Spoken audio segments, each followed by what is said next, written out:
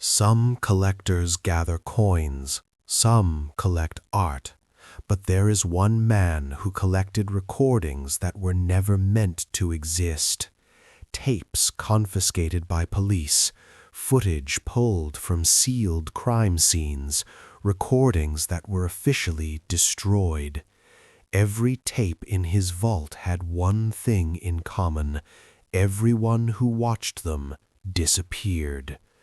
No one ever bought the house on Briarwood Lane, not after the fire, not after the missing persons reports, and certainly not after the police quietly removed every recording device from inside.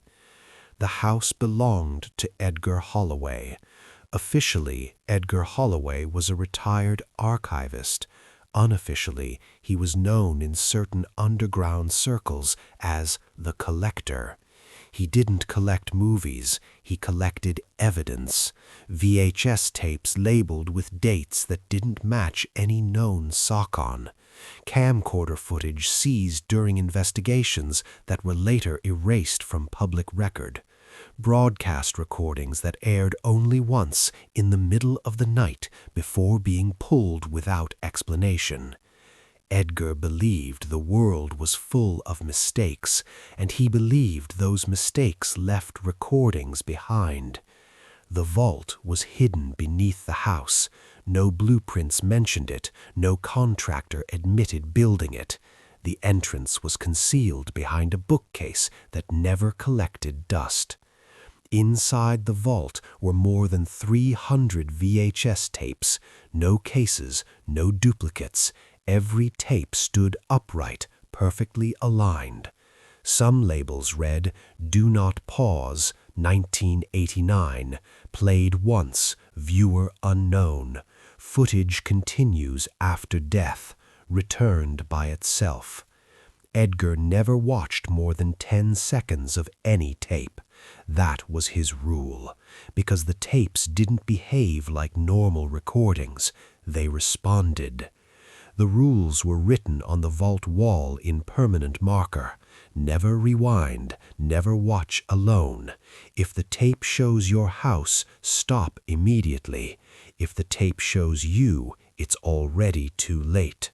Do not trust timestamps. Edgar learned the rules the hard way. Tape 17 was a police interrogation from 1994. The suspect stared directly into the camera for the entire recording. At 7 minutes and 13 seconds, the suspect leaned forward and spoke Edgar's name. That night, Edgar began sleeping with the lights on. The last tape arrived after the fire. No delivery record, no fingerprints, no explanation. It was already inside the vault when investigators catalogued the remains. Label read, "Collector, final entry." The tape was still warm. This story exists because someone broke into the house years later. 3 urban explorers. They filmed everything. They uploaded it. Then they vanished. What remains is the recovered narration from their final video. There were 3 of them. Marcus held the camera. Lena handled audio and research. Tom laughed at everything. They joked as they descended into the vault until they saw the wall. The rules were still there. Marcus zoomed in on the tapes. That's when Lena noticed something wrong. Every tape had a reflection on its surface, not of the room, of people standing behind the camera. They played one tape. It showed a local news broadcast from 1987.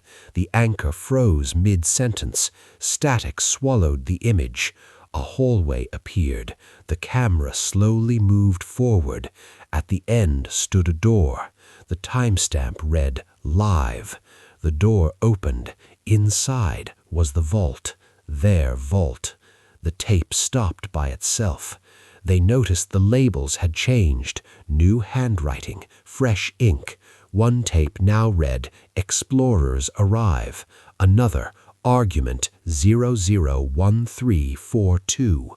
Another, "One will try to leave." Lena whispered that it wasn't a collection, it was a schedule. They found an audio tape. Edgar's voice was calm. He said he thought he was preserving them. He thought he was stopping something.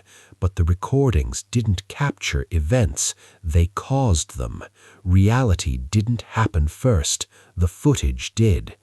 One tape had no timestamp, only a mirror-like surface. Marcus saw himself, but slightly delayed. Every movement lagged behind. Then the reflection smiled. Marcus didn't. Tom tried to leave. The stairs were gone. In their place was a hallway identical to the one from the tape.